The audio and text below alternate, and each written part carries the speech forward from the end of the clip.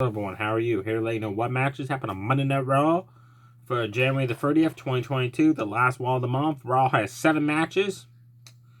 3 of them sucked really bad. 3 of them were really great to watch. You gotta check these 3 out. And one of them was like 50-50. It was 50% good and 50% bad. Let's talk about the matches that sucked. Get them right out of the way. Yet again, the winner of WWE, that's not a main one, had very short matches. I'm getting sick and tired of seeing this as a fan. I want to see these women have 10 or 15-minute matches on Monday Night Raw time. That not when it's like a Becky Lynch involved or Sasha Banks or Charlotte Flair and that. Have them, all of them have even amount of time to actually do something. Like last week on SmackDown, Naomi and Sonya Deville got like 20 somewhat minutes. That was worth watching. Because they're able to actually do stuff, not with this like 2-minute matches. If you combine the 2 winner matches this week, I'm pretty sure they probably won't even last 3 minutes if you're lucky. Bianca Belair took on Carmella, one half of the Women's Tag Team Champions. As Carmella is outside the ring, putting that god-awful looking mask on. Bianca went outside, attacked her, threw her back of the ring. Snap suplex. Carmella had a super kick, applied a chin lock that she held on forever. Bianca got out of it, KOD drop, match over. On to the next match. Nikki Cross took on Rhea Ripley. Rhea Ripley finally got her hands on Nikki Cross for breaking up the tag team a few weeks ago. Delivered back-to-back clotheslines, a Northern Lights suplex.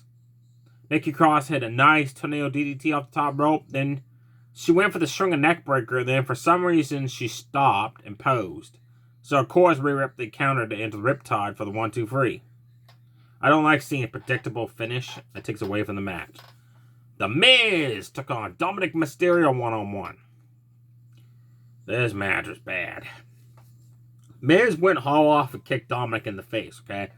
Dominic fell back before Miz even connected with the kick.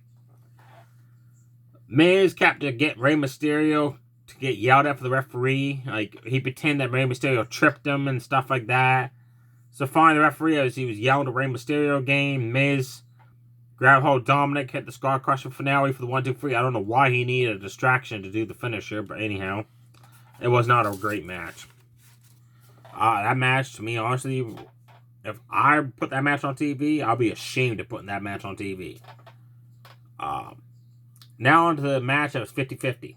AJ Styles, the phenomenal one, took on Rey Mysterio. This was your main event for Monday Night Raw. The winner of this match will join Bobby Lashley and Brock freaking Lesnar inside the chamber match for the WWE title. Rey needed help all match to get his balance on AJ Styles to do a Hurricanrana or a Sunset Flip. That's not good. Because Rey usually has a good matches and he has a few bad matches. This week it was a bad match for him. AJ had enough, like, you know, he's like, no, enough trying to help you. There are 2 backbreakers, a running forearm. Rey Mysterio sent AJ to the outside of the ring and hit a nice running Hurricanrana into the barricade. That part was cool to see. All match, AJ started going for the Styles Clash. Rey Mysterio kept countering it. Like first time he hit a Hurricanrana. Second time he flipped him into the ropes, hit the 619, but he crashed the burn when he went for the top rope splash because AJ moved out of the way. AJ then quickly hit a Pele kick, knocked down Rey, and applied the Craft Crusher. But Rey Mysterio got out of it quickly and just hauled off and kicked AJ right in the side of the head. Rey Mysterio went for a sunset flip into a pinfall. When he did that, AJ held on and finally hit the Styles Clash for the 1-2-3. So AJ Styles picked up the win, and he goes into the chamber. Now, the other 3 matches that happened. Kevin Owens took on Austin Theory in an Elimination Chamber qualifying match. Seth Rollins, before the match, announced that he doesn't have to qualify, which you could tell upset Kevin Owens. I hope Vince McMahon's not going to break these 2 up as a tag team, because I actually like them as a tag team. Working together, but no, Vince McMahon, he don't like us fans liking a group that he don't want us to like. He'd rather like us try to like AJ Styles and Almost as a group. Or Otis and Mandy Rose. That was a terrible segment too. storyline, I mean. Stuff like that. Great match these two guys put on. Man, you gotta watch this match. Owens, outside the ring, tossed Austin Theory to the barricade. They backed up and hit a running cannonball into it. Austin Theory responded afterwards outside the ring, grabbed hold of Kevin Owens, and just freaking whipped him like that. And the back of Owens' head hit the steel steps. That looked painful. I don't wonder Owens is holding on to the back of his head, hurting. Austin Theory did that nice rolling to a jump-up dropkick he does, get into the ring. Owens hit a super kick, followed up with a swanton bomb, and I mean, that had to be a free count. But referee said Austin Theory just kicked out in the nick of time. Owens went for the pop-up powerbomb. Austin Theory reversed it, had a DDT. That both guys, that looked bad on both of them. Like, it looked nasty. Austin Theory went for the TKO. Owens countered it. He went for the stunner. Austin Theory blocked that. Then Austin Theory hit the TKO for the 1-2-3. So Austin Theory is inside the Elimination Chamber. I am actually like that he's inside of it. Because I'm a big fan of Austin Theory now. Ever since he's come back to the main show. I'm curious to see how he does inside the chamber. Until he meets up with someone like Brock Lesnar and Bobby Lashley. Poor guy. Matt Riddle took on Otis one-on-one. This match was set up after the scooter race. That was terrible to watch. And as an added surprise, Adam Pearce came out and said the winner of this match will also be added inside the Elimination Chamber. As soon as he said that, I knew Otis wasn't going to win. But Otis single-handedly just massacred Matt Riddle, folks. Like, the jump-up elbow drop, a running splash off the ropes. At one point, Matt Riddle ran at him, and Otis ran coming the other way and just friggin' plowed right into Riddle. And Riddle went flying. Like, that was some impact. Otis hit the power slam, the scoop slam. Like I said, he just destroyed Matt Riddle.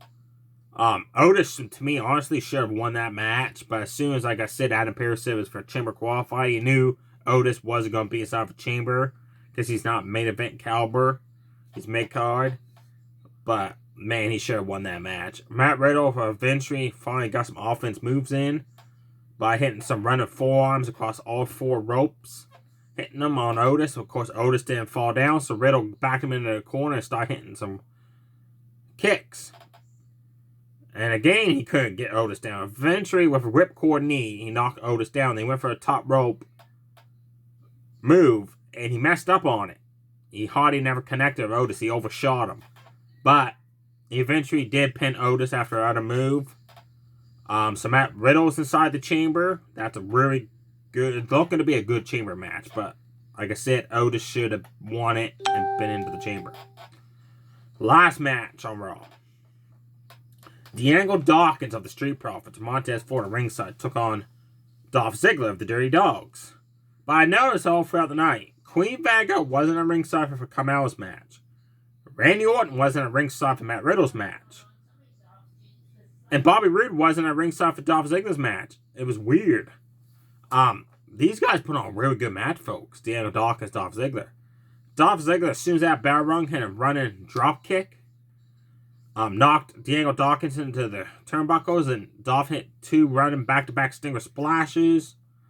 He went for the famous sir. Diego Dawkins countered that and just face planted Dolph, man. That looked painful. Then he hit the running corkscrew off the ropes. He hit the overhead suplex. Dolph Ziggler hit a DDT, and Diego Dawkins landed wrong, and Dolph Ziggler did as well. That didn't look good. That's the only part of the match I didn't like. Dolph went for the zigzag. Diego Dawkins hit a neck breaker, and Diego Dawkins got the win. He pinned Dolph Ziggler. That was a cool victory for Diego Dawkins. Way to go, man. So there you have it, folks. Elimination Chamber for Raw for the WWE Championship is set. You got Bobby Lashley, Brock Lesnar, and Seth Rollins that did not have to qualify. Against Austin Theory, Matt Riddle, and AJ Styles that did have to qualify. This chamber match is stacked full of really great talent performers. Sorry, I gotta take that back. Really great talent performance than does Brock Lesnar. He's good talent performer. Only thing I don't like is ever since when Brock Lesnar was announced inside the chamber, it kind of took away for who you know is going to be the final two. You know Lashley and Brock, 95% sure it's going to be the final two competitors in it. That's the only thing I don't like. I like seeing a chamber match where you don't know who the final two competitors are going to be. That's the only downside to this. And also they announced that Elimination Chamber, Becky Lynch defends her Raw Women's Championship against Lita. Oh, good Lord. Lita has not wrestled in many, many, many years. Her performance at the Royal Rumble, man, you can see she's got some ring rust. So giving her a title shot, I don't think that's a good idea. Let me know below if you think it's a good idea for Lita to get a title shot against Becky Lynch this close to WrestleMania. Or do you think Lita deserves that title shot? I don't know. And what do you think of the Elimination Chamber? And who's in it? If you could choose which 6 superstars to be in the chamber for the WWE title or Bobby Lashley, who would you pick? Let me know below, folks. Stay safe, everybody. Too sweet. Bye.